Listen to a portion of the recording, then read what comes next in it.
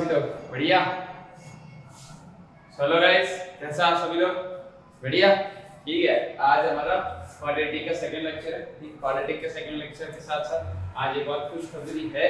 आपका जो भी नॉइस का इशू आ रहा था अब वो क्लियर हो जाएगा।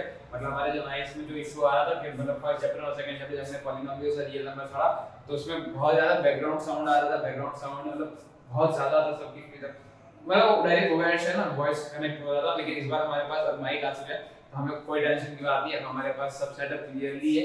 ठीक है, तो अब आपको पढ़ने में ना कोई दिक्कत नहीं होगी और हम जो पढ़ाएंगे पूरा डिटेल में पढ़ाएंगे और आप जो भी पढ़ोगे वो पूरा डिटेल में पढ़ोगे क्योंकि हम लोग बोर्ड की एग्जाम की तैयारी कर रहे हैं। हम 10वीं बोर्ड में। ठीक है, तो आज का जो है ना हमारा टॉपिक आपने देख लिया कौन सा है। ठीक है, आपका जो टॉपिक है वो nature of fruits.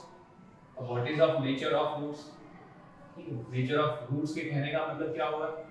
Nature of fruits है ना, हम लोग समझेंगे लेकिन है ना आप थोड़ा पेशेंस रखें।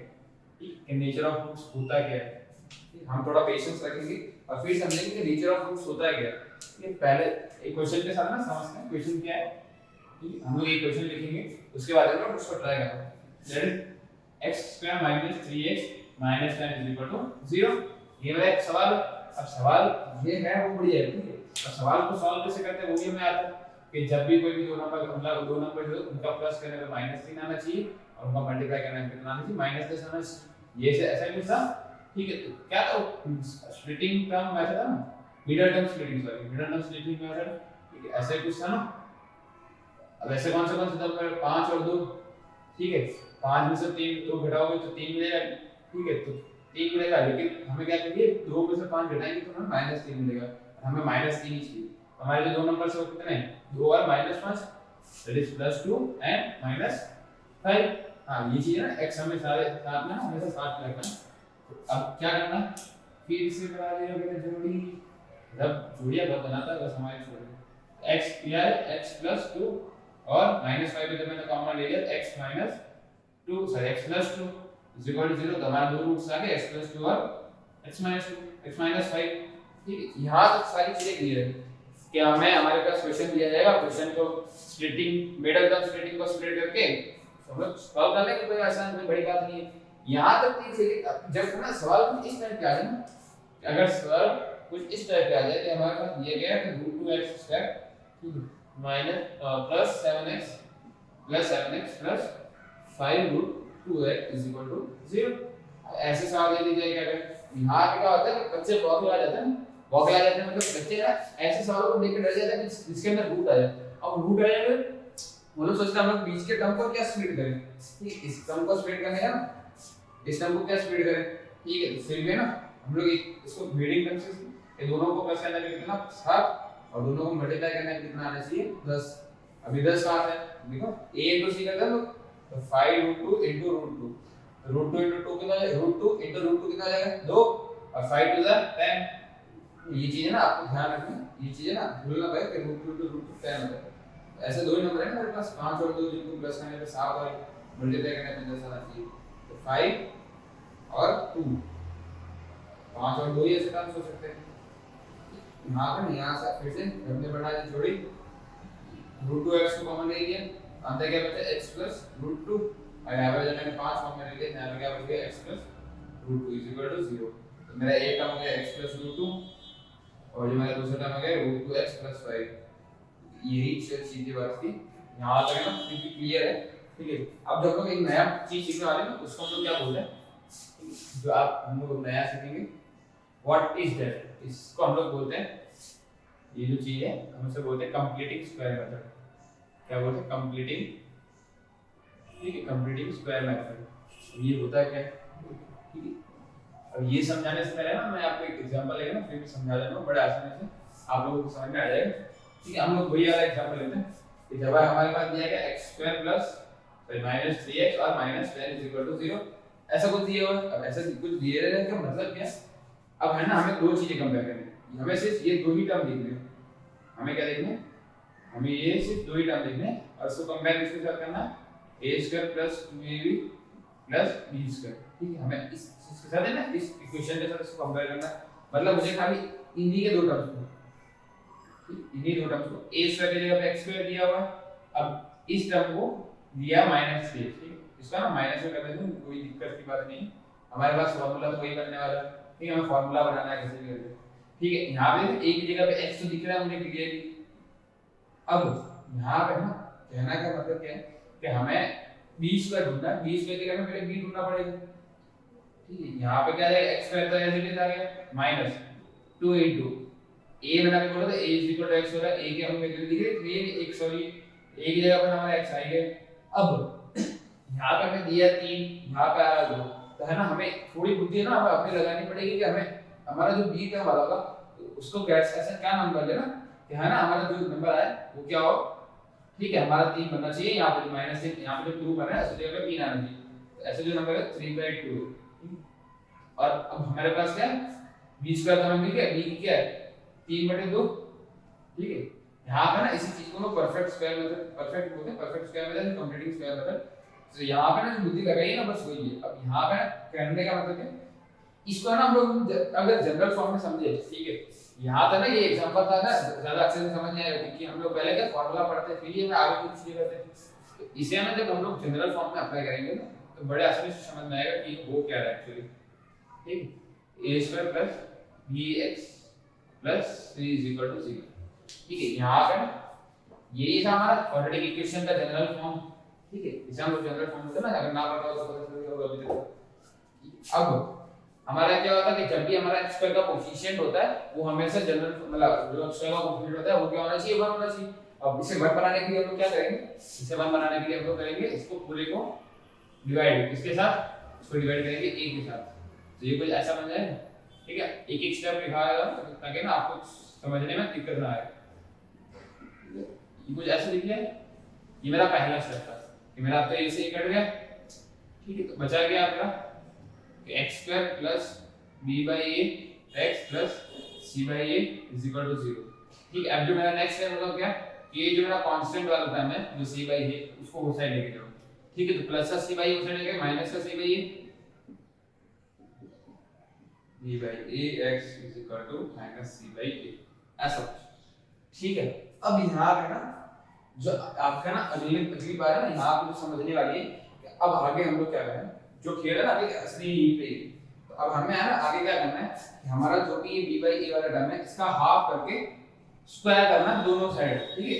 अब कहने के क्या है कैसे, मतलब x² + b/a x, ठीक, अब दोनों साइड स्क्वायर करेंगे, पहले क्या करेंगे इसका हाफ, b/a का हाफ कितना आ जाएगा b/2a, ठीक है, इसका स्क्वायर दोनों साइड कर देंगे, ठीक है, दोनों साइड मतलब यहाँ पे भी हो जाएगा और b/2a का होल स्क्वायर माइनस c/a, दोनों साइड इक्वल।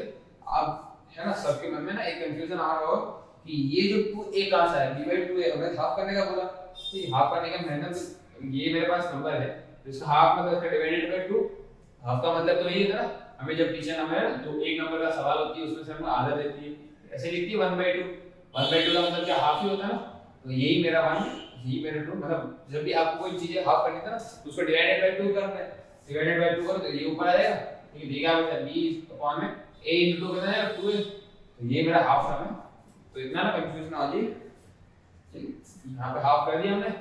अब हाफ करने के बाद क्या होगा, तो ये लिख रहा है आपको a² + 2ab + b² के फॉर्म में कुछ लिखा है, a² + 2ab + b² के फॉर्म में लिखा है, तो मैं इसको ऐसे लिख सकता हूं a + b का होल स्क्वायर, ये तो कुछ ऐसा ही दिख रहा है मुझे तो, ठीक है। अब यहाँ पे ना इज इक्वल टू b का स्क्वायर कितना हो जाएगा b² अपॉन में 2 का स्क्वायर 4, a का स्क्वायर a² माइनस c/a, यार ये सारी चीजें ना बड़ी आसानी से क्लियर हो रही है।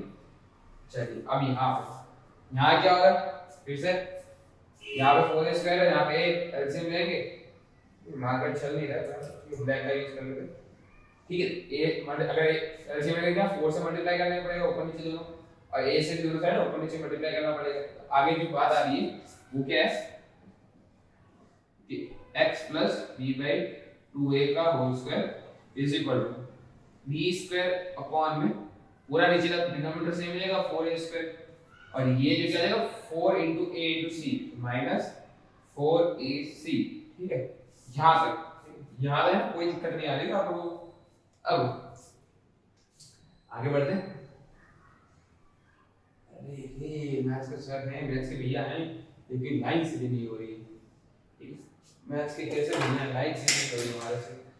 चलिए अब यहाँ पे ना क्या लिखा था मैं x प्लस ज्यादा ऊपर ना आ जाए और ऐसा भी ना हो आपको विजिबल ना हो, x plus b by 2a का whole square is equal to क्या दिया b square minus 4ac upon में इनमें 4a स्क्वायर। ठीक है, ये जो चीज यहाँ लिखी गई है मैंने वही वापस चीज यहाँ पे रखी है। अब अगर मेरा स्क्वायर यहाँ साइड पे दूसरे साइड आएगा तो रूट में चेंज जाएगा। ठीक है, ये क्या आएगा x plus b by 2a। ये चीज पता होनी चाहिए ना, तो अगर हमारा स्क्वायर एक साइड से अगर इज इक्वल टू दूसरे साइड में जाता है तो वो रूट में चेंज हो जाएगा। तो ये क्या आ जाएगा रूट में प्लस माइनस, रूट के अगर कोई भी चीज है ना तो रूट क्या आ जाएगा प्लस माइनस, अगर स्क्वायर वो साइड जाएगा तो ये प्लस माइनस रूट में आ जाएगा और रूट के अंदर बाकी की पूरी आइटम। ठीक है, अपॉन में कितना आ जाएगा 4a स्क्वायर। चलिए याद है। ठीक है, अब आगे क्या लिखेंगे। ओके, अब हमारा x plus b by 2a is equal to 4 बाहर आके तो 2 हो जाएगा और a स्क्वायर बाहर आके a हो जाएगा। ऊपर वाली कोई भी आइटम बाहर आ ही नहीं सकती, तो ये क्या आ जाएगा प्लस माइनस अंडर रूट में b square minus 4ac upon में 4 बाहर आके क्या होगा 2 और a स्क्वायर बाहर आके क्या a। अब हमारे पास यही एक ऐसी कांस्टेंट वैल्यू बची है x के साइड में, इसे उठा के भी उस साइड पटक देते हैं तो क्या होगा x is equal to minus b by 2a plus minus under root में b square minus 4ac upon में 2a। एलसीएम्स मतलब डिनोमिनेटर से तो जो हमारा आखिरी प्रोडक्ट बनता है x square is equal to x square sorry x is equal to minus b plus minus under root में b square minus 4ac upon में 2a। ये है हमारा फाइनल फार्मूला। ठीक है भैया, ये है हमारा फाइनल फार्मूला। ठीक है, इसे है ना हम लोग जनरल फार्मूला बोलते हैं, जनरल फार्मूला। इसे हम लोग क्या बोलते हैं जनरल फार्मूला भी बोलते हैं।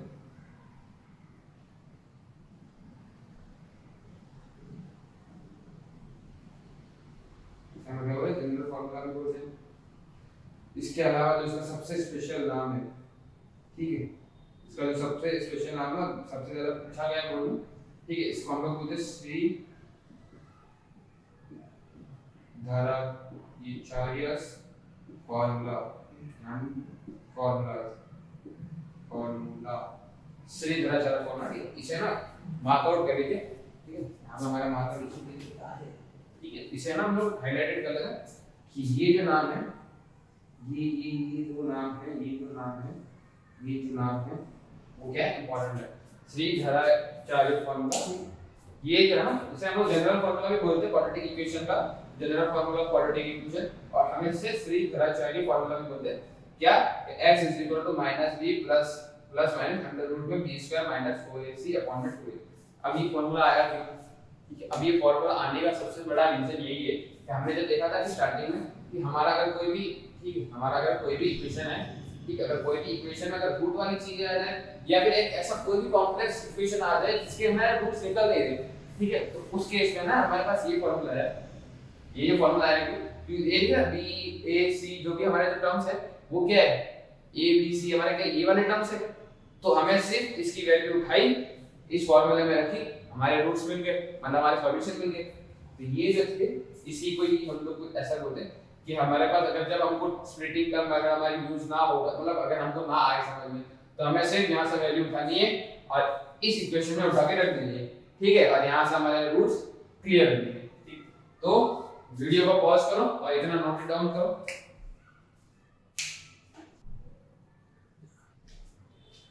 ठीक है, अगर यहाँ पे ना मुझे लाइटिंग का दिक्कत दे रहा है, यहाँ पे कुछ विंडो का रिफ्लेक्शन पड़ रहा है, यहाँ पे कुछ लाइट का रिफ्लेक्शन पड़ रहा है, तो मैं चाहूंगा आप ना वीडियो को सुन के भी ना क्वेश्चन लिख सकते हैं या फिर समझ सकते हैं। ठीक है, आगे से ना ये वाली भी कर दिया नहीं, मार्कर में थोड़ी दिक्कत आ रही है। और अगर ठीक है, मुझे जहां तक पता है दिख तो सब रहा होगा, ठीक है, विजिबल तो सब कुछ चीज है। तो इतनी चीजें हो गई, हमने फार्मूला डिराइव कर लिया, हमारा फार्मूला लास्ट में बना किया है x b plus minus under root में b square minus 4ac upon में 2a। ये है हमारा फार्मूला, जिसे हम बोलते हैं श्री धराचार्य फार्मूला और general formula of quadratic equations. ठीक है, इतना हो गया। हां भैया हो गया, अब आगे बढ़ाओ, हम तो पढ़ाने के लिए ही बैठे हैं भैया। चलिए, तो मुझे लगा थोड़ा बोर होगा भी, ये कोई है ना, जब भी आप लोग डेरिवेशन पढ़ाते हैं तो हमारे बच्चों बहुत बोर होना चालू हो जाता, तो कोई नहीं, होता है, सबके साथ होता है, ठीक है, सबके साथ होता है। आगे भी चीज है ना, हम जो फॉर्मूला देख के क्या था कि x is equal to minus b plus minus under root में b square minus 4ac upon में 2a। अब इतना बड़ा फॉर्मूला है ना, इसको पूरा फॉर्मूले को लिखने से ना अच्छा हम लोग एक चीज ना करें कि अब है ना यहाँ पे जो बेसिक बताएगी वो क्या है कि बी स्क्वायर माइनस 4ac जो है, इससे हमने शॉर्ट में लिख दिया capital D. What is capital D, जिसे आप लोग ना सुन के बोलो ना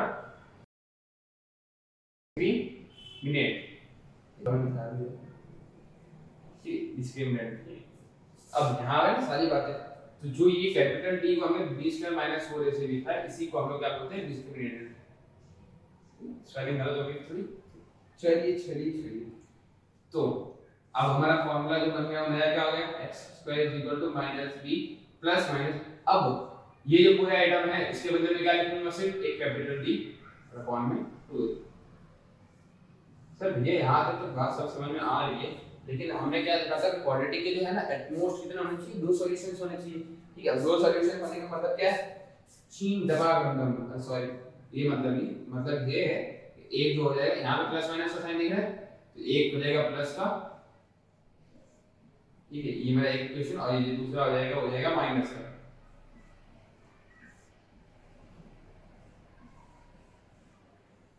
क्या हो जाएगा प्लस का, और दूसरा क्या हो जाएगा माइनस का। बन गया ना 2। अरे सिद्धार्थ भैया के साथ पढ़ रहे हो, कुछ ना ऐसा हो सकता है, अरे अपने आप पे घमंड नहीं, ऐसा ना हो कि सर भैया को घमंड आना चालू हो गया और अपने आप पे, बिल्कुल नहीं।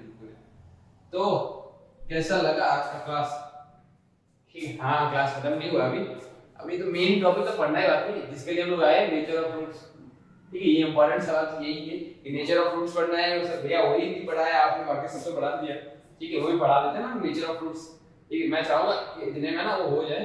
अब यहाँ पे नेचर ऑफ फ्रूट्स क्या है, देखिए अब ये क्या b स्क्वायर माइनस 4ac ना, ये 3 टाइप की क्वांटिटी बन सकती है। 3 टाइप की क्वांटिटी मतलब भैया कि वो पॉजिटिव भी हो सकती है, वो नेगेटिव भी हो सकती है, और वो जीरो भी हो सकती है। व्हाट इज, ठीक है, पॉजिटिव ना, अगर इसको सॉल्व करूं, अगर कोई नंबर डाला पॉजिटिव बन गई, ठीक है, अगर कोई नंबर डाला क्या मालूम नेगेटिव बन गई, अगर कोई नंबर डाला तो क्या जीरो बन गई, ठीक है। यहाँ पे क्या है, ठीक है, पॉजिटिव नेगेटिव कैसे, अगर हमारा डिस्क्रिमिनेंट पॉजिटिव बन गया तो उस टाइम पे क्या आएंगे, ठीक है। दूसरा क्या, अगर हमारा डिस्क्रिमिनेंट 0 हो गया तो उस टाइम पे आंसर क्या आएंगे, और अगर डिस्क्रिमिनेंट अगर 0 आ गया, मतलब लेस देन 0 आ गया, उस टाइम क्या होगा, ठीक है, क्या, if greater than 0, if equal to 0, and then if less than 0, तो क्या होगा, ठीक है। अब यहाँ क्या होगा, एक तो ग्रेटर देन 0, एक इक्वल टू 0, एक ग्रेटर देन 0, तो यहाँ पे जो आएगा क्या आएगा, this is 2 it's distinct real roots। I'm sorry, फिर से गलती हो गई है हमारे से, क्या हमारे फिर से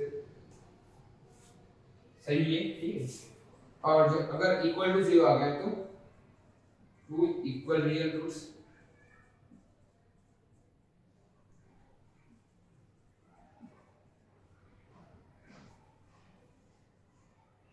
और 2 नो जीरो से 2 बोलना, नो रूट्स।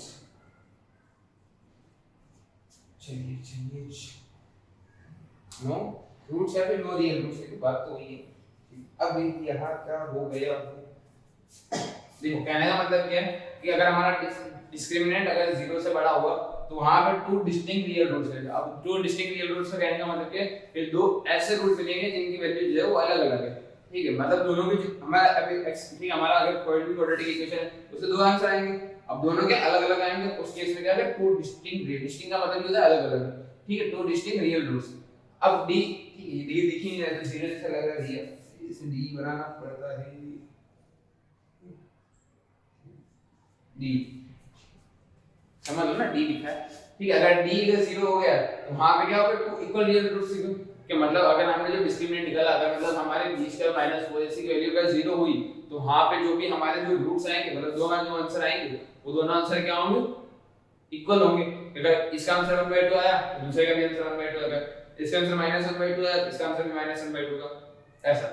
और अगर d मेरा नेगेटिव हुआ तो, अगर मेरा d नेगेटिव हुआ तो नो रियल रूट्स, ठीक है, no real roots. No real roots मतलब d नेगेटिव होने का मतलब क्या है, √2 का भी नेगेटिव टर्म, मतलब -1 समझ लो, √2 में -2 समझ लो, √2 में -3 समझ लो। तो √2 के अंदर है ना माइनस का नंबर डिफाइन ही नहीं होता पहली बात तो, ठीक है। -1 -2 -3 डिफाइन ही नहीं होता है इन टिल 10th स्टैंडर्ड, ठीक है। -1 -2 -3 डिफाइन ही नहीं होता। इस केस में क्या होता है कि आपको कोई भी रियल रूट्स मिलेंगे, आपको रियल रूट्स मिलेंगे। रियल रूट्स ना मिलेगा मतलब तो क्या मिलेगा, रियल रूट्स ही नहीं मिलेगी तो क्या मिलेगा। अगर आप लोगों ने ना पॉलिनोमियल सॉरी रियल नंबर्स का फर्स्ट लेक्चर देखा होगा, ठीक है, फर्स्ट वीडियो मेरा चैनल का रियल नंबर्स का जो पहला लेक्चर हमने ना बताया नंबर्स दो टाइप के होते हैं, एक रियल और दूसरे इमेजिनरी। अब अगर रियल नंबर से मिलेंगे तो हमको क्या मिलेंगे, इमेजिनरी नंबर से मिलेंगे। अब व्हाट इज इमेजिनरी नंबर्स, ठीक है, ये आपका 11th स्टैंडर्ड का कांसेप्ट है, लेकिन फिर भी थोड़ा समझ लेना, समझने में क्या जाता है, ठीक है। उस केस में ना एक टर्म डिराइव किया जाता है जिसे हम आयोटा बोलते हैं। आयोटा का मतलब कि हम वहां पे अंडर रूट माइनस की जगह पर हम वहां पे लिखते हैं आई, इट्स द इमेजिनरी नंबर, ठीक है। आई को ही हम लोग इमेजिनरी नंबर बोला जाता है या फिर कॉम्प्लेक्स नंबर बोला जाता है, ठीक है। मतलब अंडर रूट माइनस 1 को हम लोग आई लिखते हैं और आई क्या है, iota, and what is imaginary number और कॉम्प्लेक्स नंबर, ठीक है। ज्यादा नहीं समझेंगे, बस इतना समझेंगे कि अगर मेरा d 0 मतलब हमारा d अगर नेगेटिव हो गया है तो वहां पे हमें कोई भी रियल रूट्स नहीं मिलेंगे, ठीक है, मैं वहां पे कोई भी रियल रूट्स नहीं मिलेंगे। चलिए इतनी बातें सबको समझ में आई, इतनी बातें ना मेरे हिसाब से सबको समझ में आ ही जानी चाहिए, इतनी बात समझ में आ गई होगी, ठीक है। तो मेरे हिसाब से ना आप वीडियो को पॉज करो और इस पूरे को ना नोट इट डाउन करो, मतलब इस पूरे को बाकी आप सब नोट कर ही दिया होगा फार्मूला, ठीक है। इसे पॉज करो और वीडियो को और नोट करो।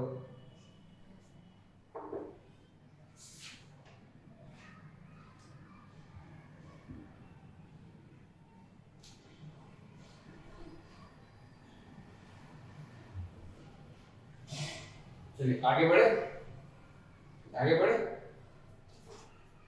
आगे ना सवाल के साथ बढ़ते हैं। आगे क्या है, कुछ सवाल करते हैं। अच्छा हाँ, मैं चीज तो बताना भूल ही गया, सॉरी सॉरी सॉरी। ये जो तीन चीजें ना समझाई ना, यही हमारी नेचर ऑफ रूट्स है। आपको टॉपिक डायलॉग दिया नेचर ऑफ रूट्स जो हम लोग पढ़ने वाले थे, ठीक है, यही है हमारा नेचर ऑफ रूट्स। कि हमारा रूट का नेचर क्या होगा, रूट रूट का मतलब डिस्क्रिमिनेंट का नेचर क्या होगा, पॉजिटिव, जीरो, नेगेटिव, उस हिसाब से अलग अलग आएंगे, इक्वल आएंगे या फिर आएंगे ही। तो वही है ना नेचर ऑफ रूट्स हमारा है, वो यही तीन पार्ट है, इसी को ही हमारा नेचर ऑफ रूट कहा जाता है। फिर बोलोगे हम तो कराया ही नहीं था, ठीक है, खाली थंबनेल में नाम डाला जाता है, नेचर ऑफ रूट्स पढ़ाएंगे लेकिन नेचर ऑफ रूट के अलावा सब पढ़ा दिया, ठीक है। एक सवाल करके देखते हैं ताकि ना बड़े अच्छे से समझ में आए। तो 2x² - 4x and then plus 3 is equal to 0। अब हम यहाँ करने का क्या वाले हैं, अब यहाँ क्या करने वाले हैं, ठीक है। अब 2x² - 4x + 3 यहाँ पे सिर्फ इतनी सी चीज मिलेगी, इसका डिस्क्रिमिनेंट क्या होगा और दूसरा इसमें क्या बोला गया, डिस्क्रिमिनेंट के अलावा इसका नेचर क्या होगा। इस क्वेश्चन में इतना ही पूछा गया था कि डिस्क्रिमिनेंट क्या होगा और दूसरा इसका नेचर क्या होगा, लेकिन इसे ना हम लोग पहले ना कंप्लीटिंग स्क्वायर मेथड लेते हैं ना, पूरा सॉल्व करके देख लेते हैं और बाद में पहले डिस्क्रिमिनेंट निकाल लेते हैं, नेचर निकल गया, फिर इसको कंप्लीटिंग स्क्वायर मेथड से आगे फर्दर कंटिन्यू करते हैं, ठीक है। तो ठीक है, ये लिख लेना, मैं यहां पे लिख दूंगा थोड़ा है ना छोटे शब्दों में, या फिर इसको पूरा डिवाइड कर देते हैं पार्ट में। यहां पे लिख देना ये nature of fruits, nature of fruits, ये क्या आ जाएगा, यहां पे आ जाएगा। अब हमने क्या देखा था, डिस्क्रिमिनेंट निकालना देख लिया था, discriminant is equal to b² - 4ac, ठीक है, b² मतलब 4 का स्क्वायर -4 है, -4 का स्क्वायर -4 into 2 into 3, -4 का स्क्वायर कितना है 16, -4 to the 8, 8 से 24, ओ शिट, ये तो क्या होगा, ये -8 हो गया। अब -8 मतलब लेस देन 0, यहाँ पे जो डिस्क्रिमिनेंट आएगा वो नो रियल रूट्स आएगा, ये मेरा क्या है, नो रियल रूट्स, यहाँ पे हमें कोई भी रियल रूट्स नहीं मिलेंगे, ठीक है, अगर कोई भी रियल रूट्स ही नहीं मिलेंगे ना, इससे ये है ना आगे हम लोग उसको कंप्लीटिव स्क्वायर मेथड का ना यूज करना, ठीक है, हमारे लिए बेवकूफी होगी। तो कोई और क्वेश्चन पकड़ते जिसका डिस्क्रिमिनेंट भी अच्छा खासा हो, ठीक है, या फिर इसको सॉल्व करने में भी बड़ा मजा आए। तो दूसरा सवाल है क्या है, 2x² - 6x, मेरा दूसरा सवाल है 2x² - 6x and then +3 = 0। Discriminant क्या आएगा, डिस्क्रिमिनेंट आएगा b² - 4ac, b² मतलब -6 का स्क्वायर -4 * 2 * 3, 6 का स्क्वायर कितना 36 -4 2 8 8 से 24, 36 में से 24 माइनस कर दी कितने बचे 6 से 12। तो डिस्क्रिमिनेंट में कितना आया 12, 12 मतलब ग्रेटर देन 0, मतलब टू डिस्टिंक्ट रियल रूट्स। क्या है, टू डिस्टिंक्ट रियल रूट्स। अब क्या करेंगे, इसको कंप्लीटिंग स्क्वायर से करेंगे, ठीक है, इसे हम लोग कंप्लीटिंग स्क्वायर मेथड का यूज करके ना ऐसे करेंगे, ठीक, खाली है ना, एक बार खाली कंप्लीटिंग स्क्वायर मेथड हमको समझने के लिए हम इसको कर रहे हैं, बाकी डायरेक्ट हम उसमें वैल्यू भी रख सकते हैं इसके रूट्स निकालने के लिए। अरे यार ये बात मैं नहीं चाहता, कोई बात नहीं ना। 2x² - 6x + 3, मैंने गलती से यही सवाल उठा के यहाँ पर लिख दिया, मुझे ये वाला रखना था, इसका उत्तर आएगा ही नहीं सही। क्या करेंगे, डिवाइडेड बाय 2, ठीक, अब तो है ना बिना बोले समझ में आना चाहिए कि क्या कर रहे हैं लोग। तो कुछ ऐसी बातें हैं, ये करके 3 आ गया, x² - 3x + 3/2 = 0, फिर से क्या x² - ठीक है 3x = -3/2, फिर सब क्या करेंगे उसी नंबर के साथ इक्वेट करेंगे, किसके साथ, a² + b² - 2ab, फिर -2ab + b² ऐसे लिख सकते हैं। आई थिंक ये मार्कर चल नहीं रहा है, दूसरा ट्राई करते हैं।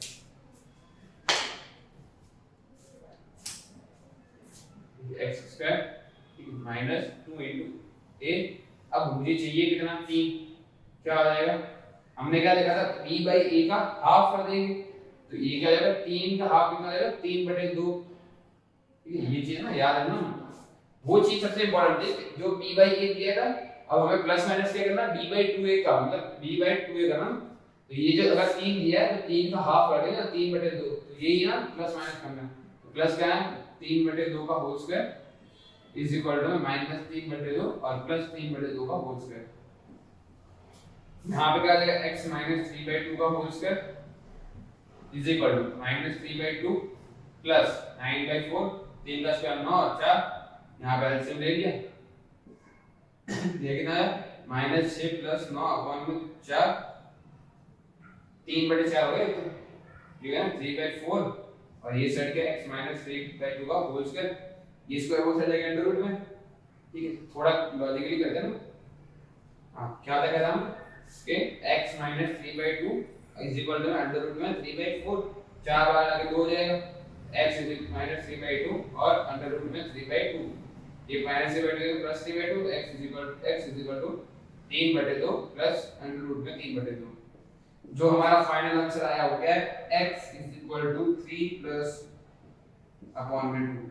देखिए तेरी पहली बार में कौन है चलो ठीक है। अब यहाँ पे सारी बातें समझ आ रही है, लेकिन हम इतना बड़ा प्रोसेस कर रहे हैं, क्यों कर रहे हैं, हमें तो डायरेक्ट वैल्यू पुट करने से मतलब है, आपको तो ये बोलो डायरेक्ट वैल्यू पुट करने से मतलब है, हम लोग डिपेंड वो डायरेक्ट वैल्यू पुट करके दिखा देते हैं, यहाँ पे दिखा देते हैं डायरेक्ट वैल्यू पुट करके।